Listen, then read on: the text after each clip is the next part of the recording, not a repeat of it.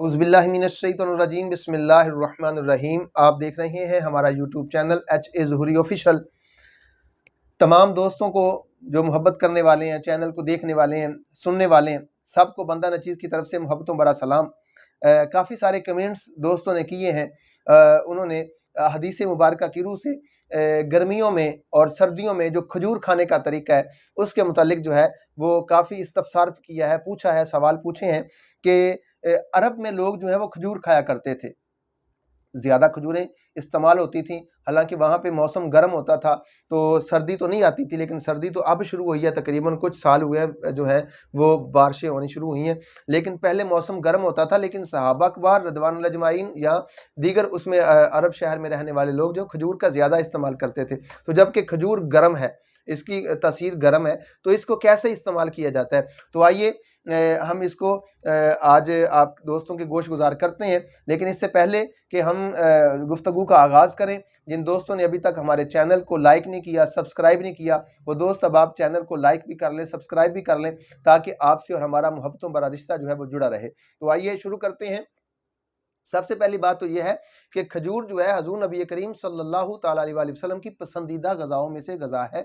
मेरे आका अलैहिस्सलाम अक्सर खजूर को तनावल किया करते थे, सहाबा भी तनावल किया करते थे।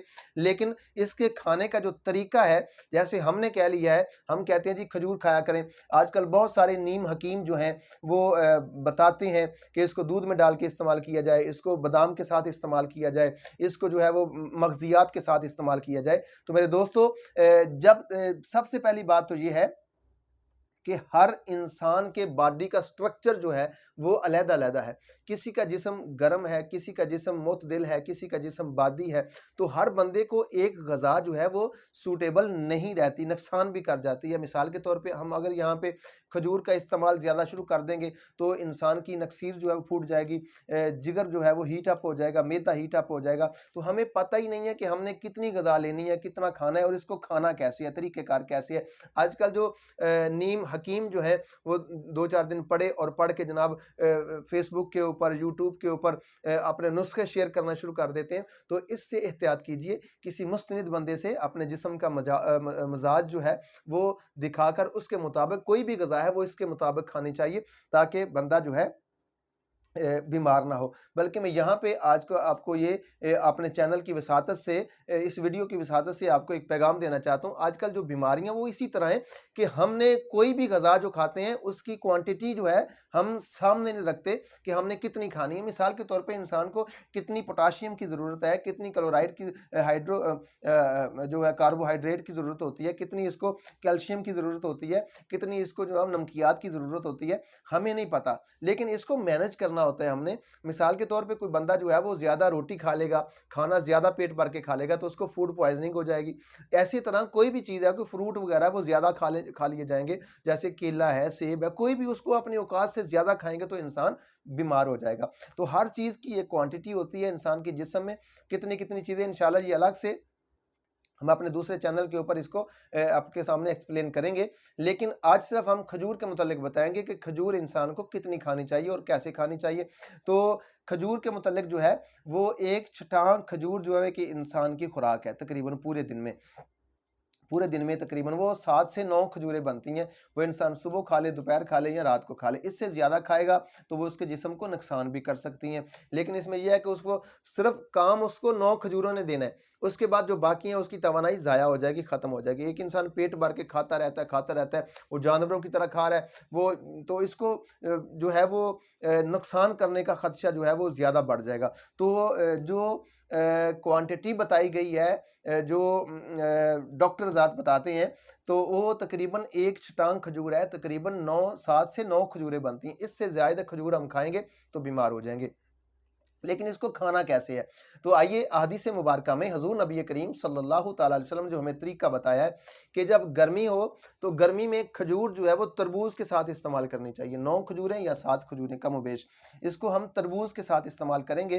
तो इसमें हज़ूर नबी करीम सल्लल्लाहु तआला अलैहि वसल्लम ने इरशाद फरमाया कि खजूर की गर्मी को तरबूज की सर्दी से ज़ायल करो और तरबूज की सर्दी को खजूर की गर्मी से ज़ायल करो। इसमें यह है कि खजूर की तासीर जो है वो गर्म होती है और तरबूज की ठंडी होती है। तो जब हम दोनों चीज़ें मिला के खाएंगे तो एक मोतदिल निज़ाम बन जाएगा। तो ये हर बंदे के लिए सूटेबल हो जाएगा, हर बंदे के लिए ये सूटेबल हो जाएगा। ये गर्मियों में ऐसे तरीक़ेकार है। और सर्दियों में कैसे है? सर्दियों में खजूर को मक्खन में डाल के खाया जाता है। इसको कैसे खाना है? मक्खन में खजूर को खाली किया, उसकी गुठली निकाल दी, गुठली निकाल के उसके अंदर मक्खन भर दें, जितना मक्खन आ जाए तो वो एक खजूर की मिकदार होती है, इतना हम जो है वो सर्दियों में खाएंगे। तो ऐसे क्या होगा, खजूर की गर्मी जो है मक्खन की सर्दी से ज़ायल हो जाएगी और मक्खन की सर्दी खजूर की गर्मी से ज़ायल हो जाएगी। तो ये गर्मियों और सर्दियों में खजूर खाने का तरीका है। तो कभी भी अपनी क्वांटिटी से चीज़ ज़्यादा खाएंगे तो फिर इंसान बीमार हो जाता है। इंसान को उसके उसके मुताबिक, उसके पेट के मुताबिक, मैदे के मुताबिक जो ग़िज़ा खानी चाहिए, ज़्यादा खाएंगे तब भी इंसान बीमार हो जाएगा। तो उसकी क्वांटिटी के मुताबिक हम अगर चीज़ें खाएंगे तो इंसान जो है वो इत्तदाल पे रहेगा। बाज़ का देखा गया, बाज़ इंसान जो है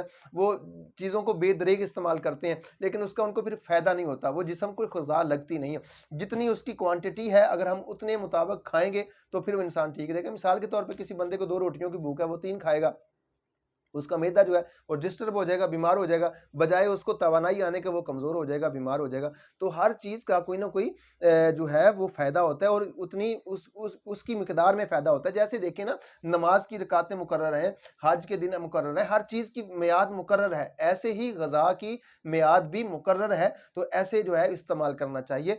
तो खजूर का जो तरीक़ेकार हमने आपको गोशगुज़ार किया है, तो मालिक की बारगाह में दुआ करते हैं और उम्मीद करते हैं कि आप ऐसे खजूर इस्तेमाल करेंगे। इससे आपको जो है वो तवानाई भी मिलेगी और बीमारियों से भी इंसान महफूज रहेगा। अल्लाह की बारगाह में दुआ करते हैं अल्लाह आपका हामी नासर हो और हमें सही मायनों में जो है वो तरीक़ेकार को अपनाने की तौफ़ीक अता फ़रमाए। मज़ीद हमारी वीडियोज़ देखने के लिए, सुनने के लिए हमारे चैनल को लाइक करें, सब्सक्राइब कर लें।